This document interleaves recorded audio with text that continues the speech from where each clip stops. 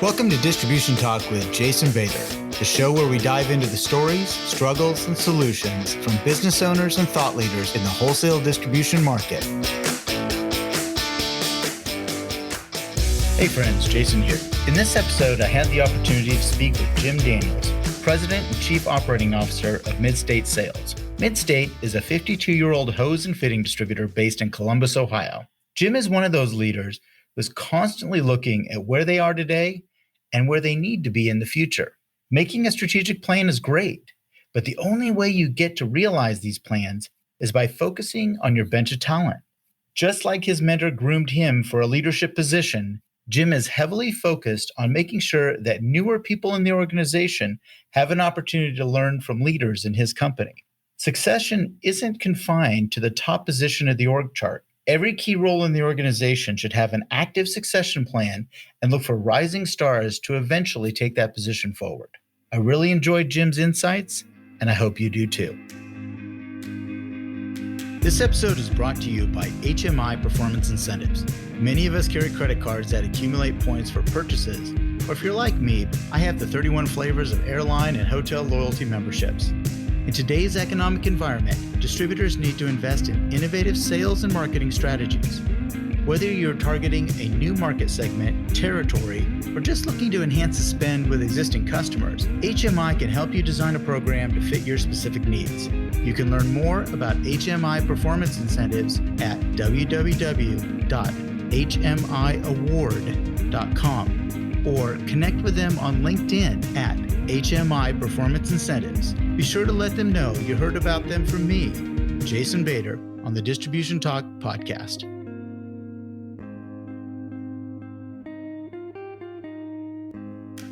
Well, hey, Jim, welcome to Distribution Talk. Thank you so much for taking the time to be with me. Jason, thank you. I appreciate it. You know, one of the things I love to do, whenever I get people on the show, I like to talk about, how did you get involved with distribution? What's the history of your business here? Okay. To really tell the full story, the Midstate history, my story, I'd have to go back and talk about how Midstate came about. A gentleman by the name of Bob Mativy started Midstate Sales, and Bob's story is a typical American story. Bob started the business in his basement of his house in 1969. So we've been around for just over 53 years.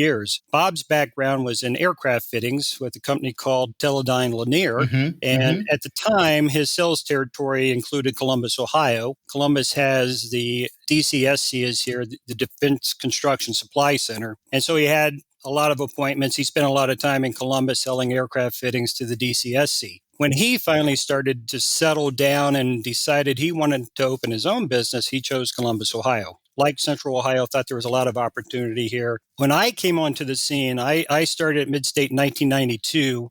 At that point in time, Bob had been in business already for 23 years, and he was doing quite well at that time. Had around 30 employees, 2 branch locations, Columbus and Cleveland, Ohio. My personal history, when I was hired, I came in as a management trainee, part of Bob's succession plan. Gotcha. At that time, in 1992, he did not have any family in the business, and he was looking for someone that had management experience, but was younger, didn't necessarily have to have hydraulic hose and fitting experience, but he just wanted someone to groom. It was a pretty rigorous interview process. I took 2 tests. I had to take a math test. Really? Yeah, math test. And a personality assessment, those assessments that you do salespeople. Yeah. And I went through 3 separate interviews, and I ended up getting the job. And this was December 1st, 1992. And Jason, at the time, all I really knew is I didn't know distribution. I didn't know hydraulic hose fittings. I didn't know anything. I knew I was being brought into a company as kind of a manager trainee and possibly part of a succession plan. And when you're 28 years old and you don't look 30 years out, right? You're just kind of looking 30 days out. I had a wife and a young child, and there were other things going on in my life. So I did get this job and realized fairly quickly what a great opportunity it was. I realized pretty quickly that Bob was exceptional operator, manager, owner of a company. And so I was young, I was ambitious, eager to learn, and certainly was up for the challenge. Jim, real quickly, how did Bob find you, or did you find Bob? Which way did it go? I mean, how did that happen? It's a funny story, actually. My wife and I lived in Denver, Colorado, and we moved back to Columbus, Ohio. again, we were both young, and I wanted to get back to Central Ohio because most of my family's from Ohio, and I had roots here, and I knew a lot of people, etc. And I just happened to come across an old friend of mine from college that was in Okay. the headhunting business. Okay, I And got I went through a process with him. In actuality, what happened was I went in to see him one day and he said, well, I don't really have anything right now, but let's stay in touch. The you. next day he called me and said, hey, I have this interesting thing come across my desk that you may be interested in. And it was Bob Mativi and Mid-State Sales. That's how we got connected. Yeah, interesting. I think that there's a lot of business owners, that are looking for that management trainee or Mm-hmm. that person, that succession plan, really, kind of Right.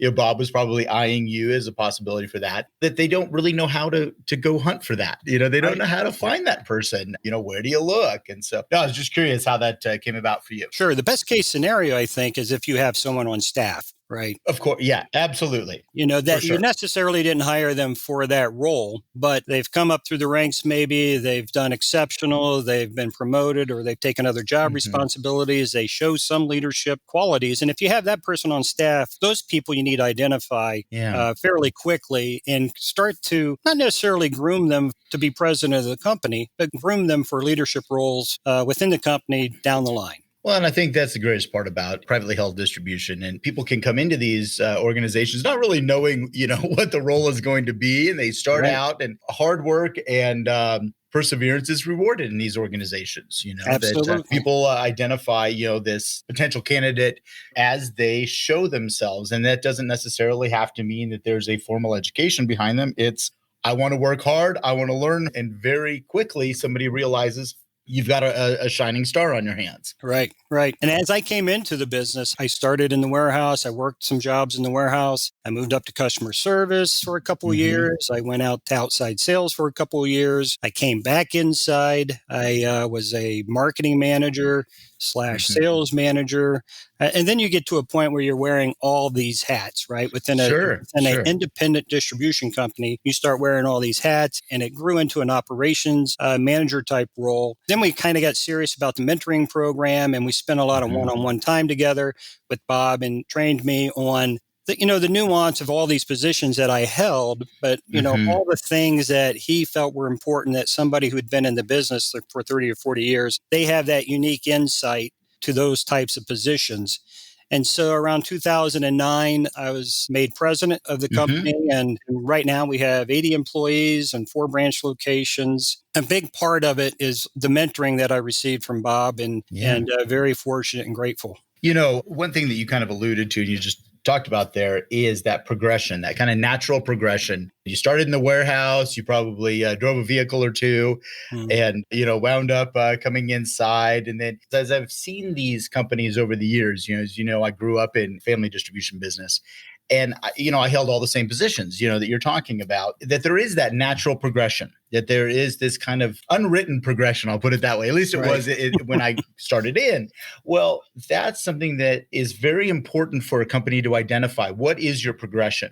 Because Mhm. when you are trying to attract someone into the organization, or you're trying to, as you say, mentor them through, there needs to be a defined path. There needs to be some sort of definition. Is that something that you all have worked on and put together? Yeah, as you bring people into the organization, you start to see their strengths and weaknesses, right? And so some people Mm-hmm. have the ability, they are maybe lean towards sales and Sure. selling skills and so forth. So you may want to angle them towards more of a sales program. Mm-hmm. Some people don't like that. They want to work inside. I'm Yeah. one of those people. I was in sales for 2 years. I did okay. I had to work really hard at it because I'm not a born salesman. Yeah. And I know born salespeople, and I'm not one of them. So you had to work a little harder at it. I was more than happy to come inside because I'm one of those people, and a lot of people are like this. They like the structure of an office and Yeah. being inside. And so you have to recognize those traits early on and start angling people. One of the things we found also, our business is there's a lot of part numbers, right?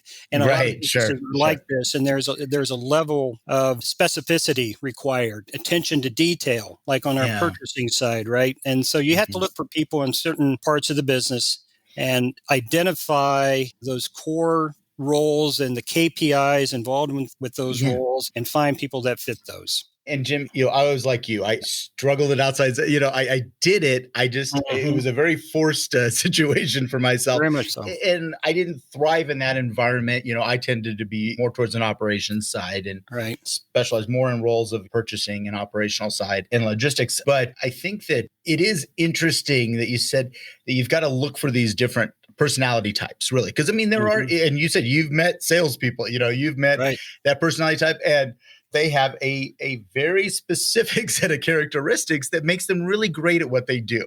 Right. I'm not one of them, but that's okay. I can respect that.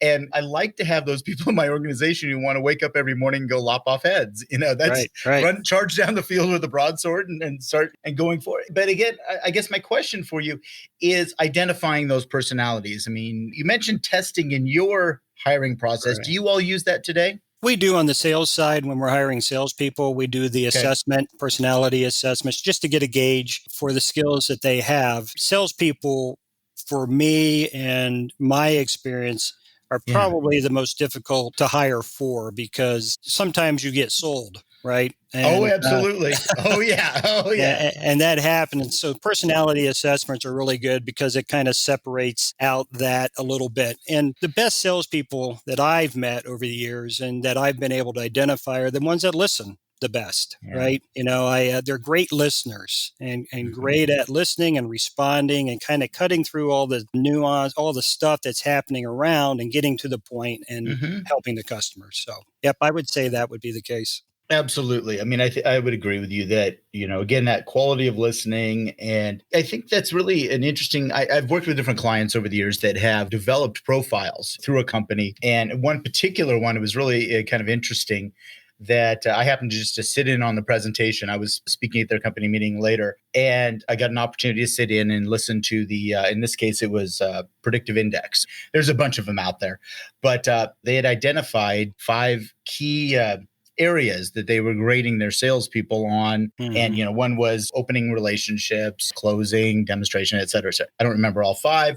And they would give them grades. But I found that it was really fascinating that they had done so much work on identifying that ideal, successful salesperson. And this happened just to be in the concrete and concrete accessory supply, general contractor supply business.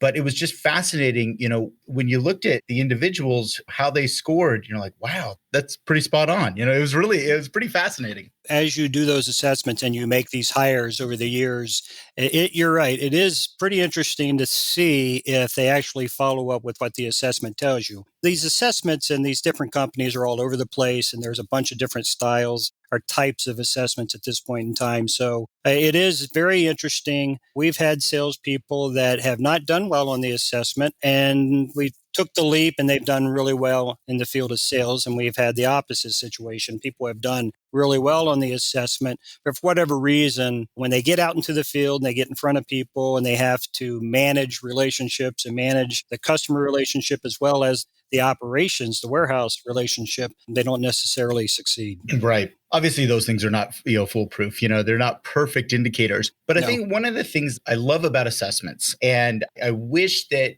the business I grew up in, we had been much more proactive with those, is because, to your point earlier, some people don't want to go to that pinnacle outside sales position. They're not going to do well. And because of the financial side, the financial compensation side, the lopsided compensation, that they find themselves pushing towards that and doing that, and they don't do well. I'm looking at very specific examples in the company I grew up in.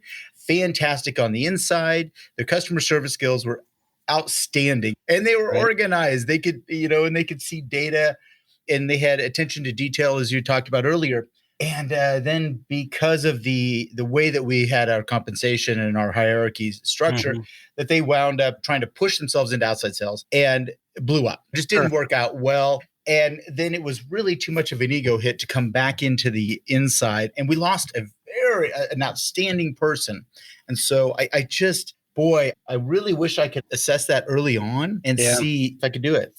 It's difficult to see. I think probably every distributor, independent distributor, probably has had a situation where they've taken a really good salesperson and promoted them to sales manager. Oh, right? the kiss of death right there. Yeah, Right. absolutely. And Yeah, how yeah. often does the skills required to be a really good salesperson in our business don't always and quite often will not translate to a management role just simply Right. because they're just a different skill set. You have to completely change. And to your point, taking someone who's really good in customer service, for instance, and just thinking that because they're really good at this particular job, they're just going to slide into a sales position and be just as good. Maybe they will with the proper training and given some time, etc. But it doesn't always translate. And if you can identify that, that's even better. What we have done in the past is taken customer service people and send them out with salesmen. They don't see the day-to-day sitting in front of customers, answering tough questions and being put into positions. They're there to service the customer and take care of problems, add more sales. Sounds not as easy as it sounds. And when customer service or inside people see that, they may take a step back and think, I don't know if I want to do that or not. I don't know if I will be good at that or not. At least being out in the field, they get an opportunity to see what really happens. Well, and Jim, I think, one of the big differences, if I were to look at the two, that customer service inside versus outside, is rejection. Yes. That when they perhaps, spend time with a field salesperson, they get to see rejection firsthand and see what that feels like. You pour your heart out, you think you got the greatest things in sliced bread, and somebody says, nah, I like who I'm with. Right. And some people don't do well. Now, a personality trait of a great field salesperson is that they know how to either roll with that and say, that's okay, we can try another solution, or they know how to work with that. But sometimes that's not innate in that inside person. Right, exactly. And as I said, finding salespeople, outside salespeople, successful ones, is probably one of the most difficult positions to hire for. And if you look at customer service, which in the past in our company has been a kind of a natural stepping stone to outside sales. Sure. It used to be when I started in customer service in 1992, you would spend a lot of time on the phone and you'd have that opportunity to at least develop some phone skills and you're talking directly to customers. Yes. Now, when we're hiring customer service people, I want to see emails from them. I want them to have some correspondence. Interesting. Because Sure. as you know, nobody calls anybody anymore. So customer service people need to be able to type out a sentence and convey an idea. And also with emails, you don't get the same enunciations or how people talk to other people and how they may take an email much differently if they were speaking over the phone. So that's become a bigger part of it as well.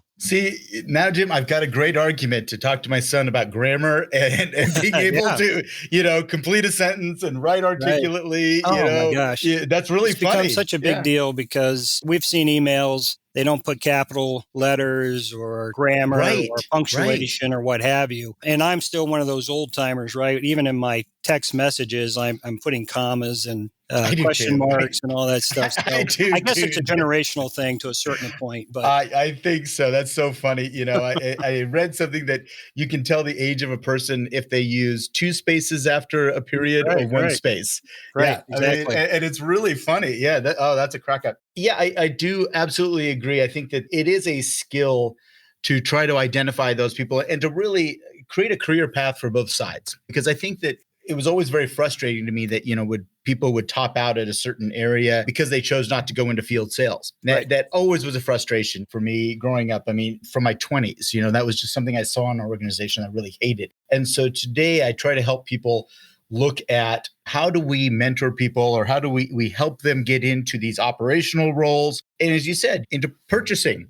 Try to put salespeople into purchasing, you're going to have a whole lot of problems right there, Yeah, you'll run out of money pretty quick. That's right, exactly. And so, it's that right fit, that right personality. And as you expand, you need management. You need branch management, as we said, that a lot of the outside field sales skills don't always translate into the management side and that coaching and that attendance to KPIs and those detail things that you do from a management side or a branch management side that field sales doesn't necessarily have to deal with. No, not at all. And as you're filling out the organization and you're looking at salespeople or purchasing managers, et cetera, I think one of the things that's really helped us, and we've started this process several years ago, but we keep it up, and I've expanded it, is a strategic planning process where we sit down as a management team and we look at and look at the business, and we want to build a roadmap basically that goes out 1 year, 3 years, and 5 years. There's a lot of information out there about strategic planning and developing mission statements and vision statements, etc. But I think the biggest thing for us was to develop a SWOT analysis, which is looking at a SWOT analysis, and we do it as our ISO certification, but you're looking at strengths, weaknesses, opportunities, and threats. And you want to include everyone in the process, salespeople, all the managers, supervisors as you can. And you really have to be honest with yourself about what your strengths are, what your weaknesses are, opportunities, and threats. And over this process of strategic planning, you look at this SWOT analysis and you identify what are our strengths, what strengths should we enhance, what weaknesses do we need to work on? What opportunities should we explore? What threats should we mitigate or work on? Interestingly enough, our strategic plan and our SWOT analysis included, this was a couple of years ago, 3 or 4 years ago, we had pandemic under a threat. Oh, interesting. Wow. Yeah. Now, as you're doing these SWOT analysis, you are prioritizing, because typically you have under each category, strength, weakness, opportunity, threats, maybe 7, 8, 9, 10 items. And as you prioritize that particular one, the pandemic was way down on the list. So we never really got to that, unfortunately. But after you develop the SWOT analysis, you prioritize that analysis, and then you develop a plan out 1 year, 3 years, and 5 years. And one of the weaknesses we identified was bench strength, for instance. And we realized we needed to start developing a succession plan and shore up those core positions in the company. And as I said, we're going on 52 years now. And one of the great things about Midstate, I've been here for almost 30 years. Purchasing manager's been here for 27 years, I believe. Customer service has been here we have a lot of people. We've got some employees that are 30, 35 years. We just had a branch manager in Youngstown. He retired. He had 51 years. So that's a long time. That's a long time to be in an organization. Right. And there's a lot of tribal knowledge, right? If you know what I mean by that. Absolutely. And trying to replace that requires some planning. And you have to have some people in place, as we talked about, and identify those people early on and try to get that tribal knowledge, the nuance in the business transferred over as much as you possibly can. Yeah. Jim, that's interesting. All of a sudden, you maybe think about, well, succession doesn't necessarily have to mean ownership or presidency. It can be these key roles in there. And as you're talking about these folks, I'm like, it's exactly what we need to look at, is that succession of these key roles. It's not necessarily that pinnacle position or that president position. It is head of purchasing, head of logistics, or head of operations, or something like that, that you may have some very significant longevity, or like a branch management position, where you have a significant longevity, and you are going to need to eventually, that person is going to move into retirement or move on. But having, you're right, that bench and that succession plan to deal with that. Right. Succession planning, right, is primarily, it's a proactive, maybe a systematic approach, I guess. The bigger the distributor becomes, the more need for that type of planning. And, it's a strategic plan to fill those core positions going forward. And again, when you look at the strategic plan and you're trying to see out 5+ years and maybe even 10 years, that led to succession planning. And so you start identifying those core employees in the business and those core competencies and the KPIs required. And you identify those folks. Hopefully they're in the business already, right? Maybe they're buyers, maybe they're a salesman that could move into a sales management role one of these days, whatever it might be. And so you identify those folks, you develop some job profiles based on what your future needs are, how you see the company going and where they're going to be in 5+ years. You may have to recruit someone, as we discussed, in terms of assessments and hiring, etc. Best case scenario that you can promote within, and this person's already on staff. And then you take the step of training and mentoring, scheduling their training over a period of time, and then having someone available to mentor them. And there's a big difference to me between training and mentoring. Training is kind of a step-by-step, this is how you do this process, right? Mentoring is more one-on-one, sitting down with someone, talking about that particular position. What'd you do today? What'd you do this week? very informal discussions. Why Mhm. did you do it that way? These are the things we need to think about. And again, you're mentoring someone, typically an older person, a leadership person who's been in the company for a while, and they're speaking with someone who is a little younger, and you're grooming them to take that leadership role. And as you're doing that, that's where the mentoring becomes prevalent and very, very important. And I think, Jim, that there's a skill set associated with that as well from the mentor standpoint, having that ability to coach and that ability to be patient with an individual, and also be willing to listen to not only their questions, but their ideas and their thoughts. That there is really, I want to say there's almost some training that's required or some sort of work that's required with that mentor to really get them in the frame of mind and ready to do this. Right, exactly. So these one-on-one meetings it's not talk down to someone. You really want to have a one-on-one discussion back and forth and let them be free enough that they can tell you what they're doing. They can ask questions, that maybe they have an idea on how to do something better. And you really want to drive those type of discussions. There's more than one way to do this job, right? And more than one way to get to where you want to be. In my case, Bob was my mentor, and I was part of his succession plan. And so as I worked through the company, we would sit down and talk very informally. They weren't scheduled meetings. They were just whenever he walked into my office or I walked in his office or we were at lunch together, whatever the case may be. And we would talk about the key performance indicators. We would talk about issues within that particular department that I was doing at that time, how we could do it better, all of these things. And very critical.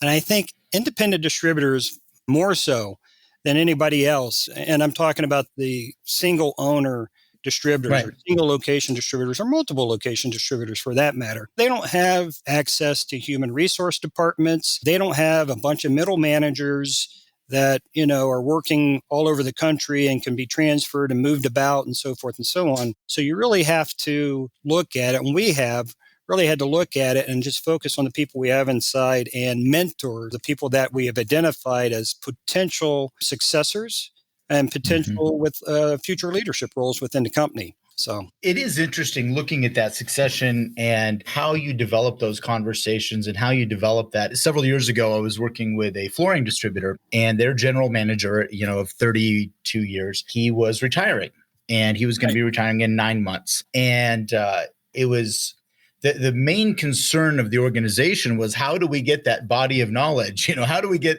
everything between his ears into his successor who was taking over that role? And she hadn't been with the organization all that long, but she had been identified and recruited in. And what we wound up figuring out or doing was it would be once a month. It was very methodical. We would have a theme per month. And so, we would talk about vendor relations was one month and maybe inventory management was another month, et cetera. And we had mapped this thing out, but we were very methodical about it, that this month we were going to focus all the conversations and attention between you two on this. And it was just a way to try to extract these pieces out in some sort of methodical way. Or my fear was that it was just going to wind up just being conversations and there was no meat on the bone. And it would be all of a sudden 9 months comes up and boy, there was a whole lot of things we missed. Trying to work with them on being very strategic about what we're going to talk about.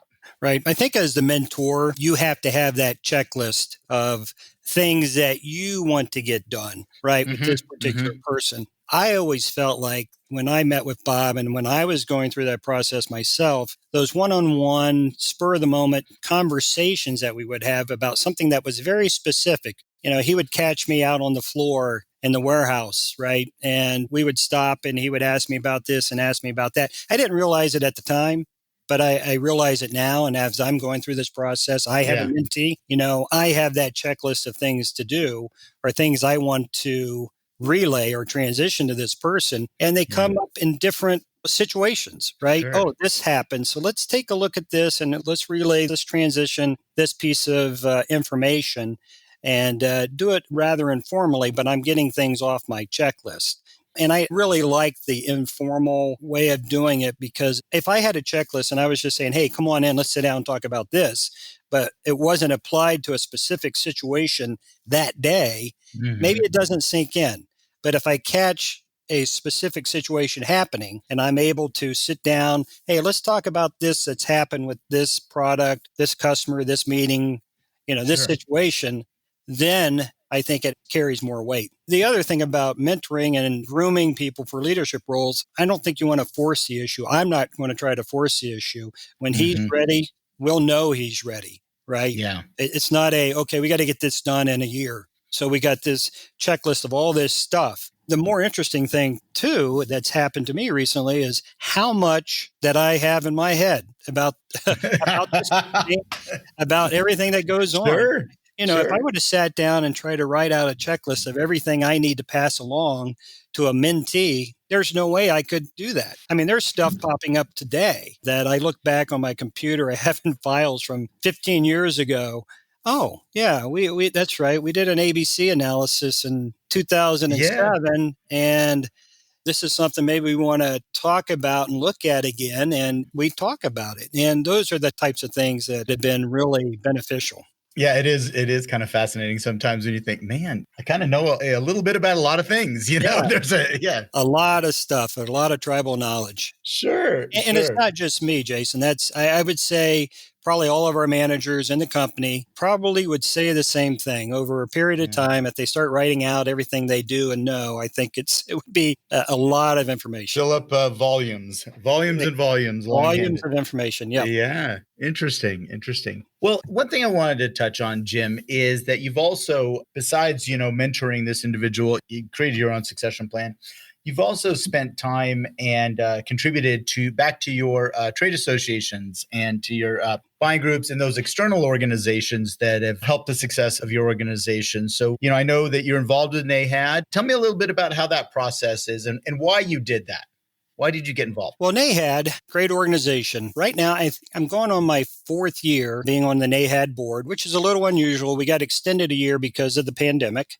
Sure. Typically, it's 3 years. It's a great organization with a lot of fantastic people, and it supports a lot of great businesses, a lot of distributors, a lot of independent distributors. For me, it has been about further immersing myself in the industry, I guess. Selfishly, I have been able to make a lot of contacts, build a lot of relationships, been able to answer a lot of questions. Prior to my involvement with NAHAD, we've always been kind of out on the fringe, but once I got on the board, I've been able to make a little more inroads, and I've been able to visit a few people's businesses. Prior to NAHAD, I'd never been into another hose and fitting distributor. And so all I've ever known in the last 29, 30 years is Midstate. Right. Right. And it's been great to be able to get to know some of these folks and learn more about them, learn more about their story, their businesses, their pain points, and what they look at. And so NAHAD's really great for that. More broadly, it's been about helping push the NAHAD mission statement, which is to make sure all members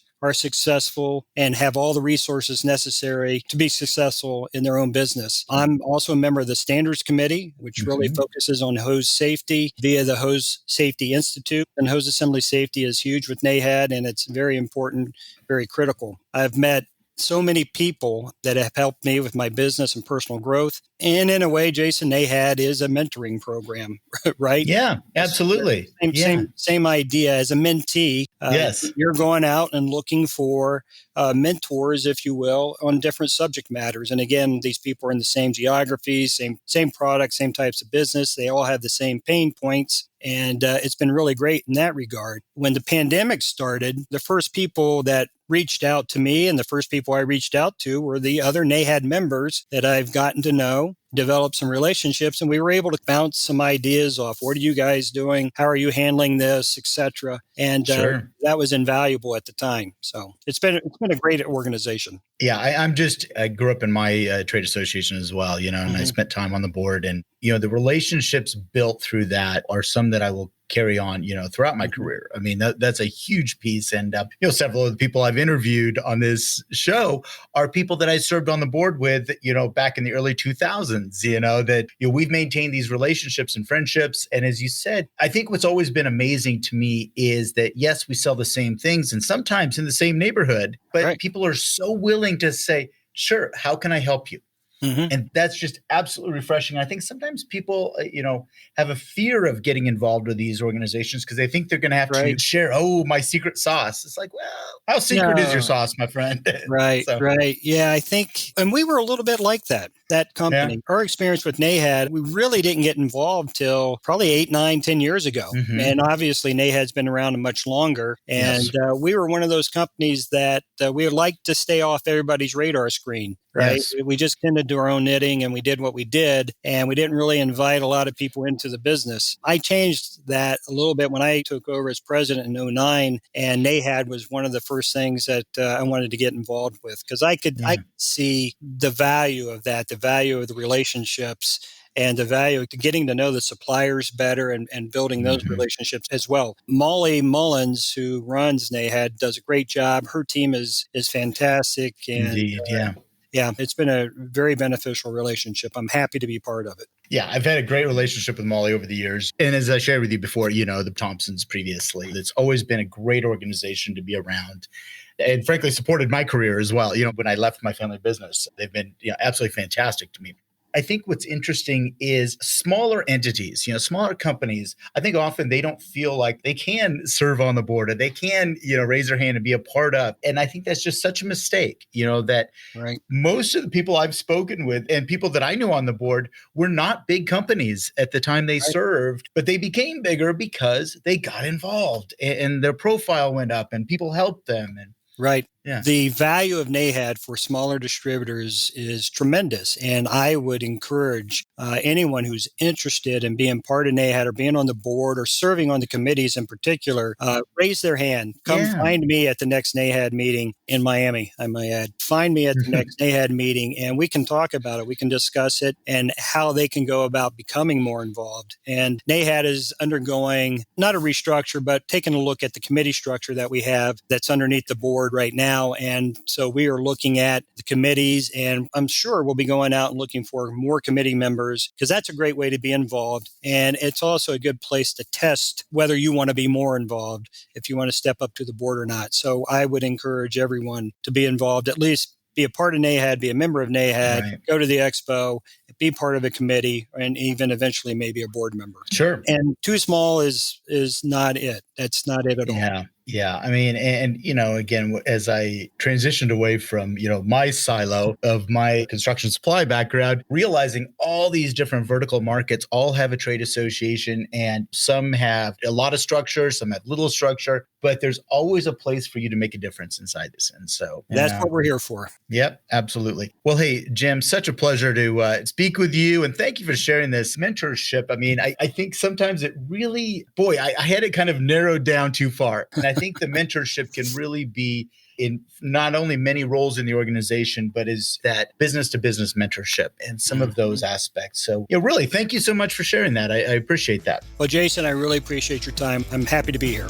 All right, Jim. Well, you take care. Thank you. You too. Thank you for listening. If you liked what you heard, consider hitting that subscribe button. Links to sponsors, products, and services mentioned during this episode can be found in the show description area on your podcast application or at www.distributiontalk.com. Distribution Talk is edited and mixed by Andrea Klunder and Edwin Ruiz at the Creative Imposter Studios. This episode was brought to you by my company, The Distribution Team. We are a consulting services firm dedicated to helping wholesale distribution clients remove barriers to profitability, generate wealth, and achieve personal goals. To learn more about how we can help your company succeed, check us out at www.thedistributionteam.com.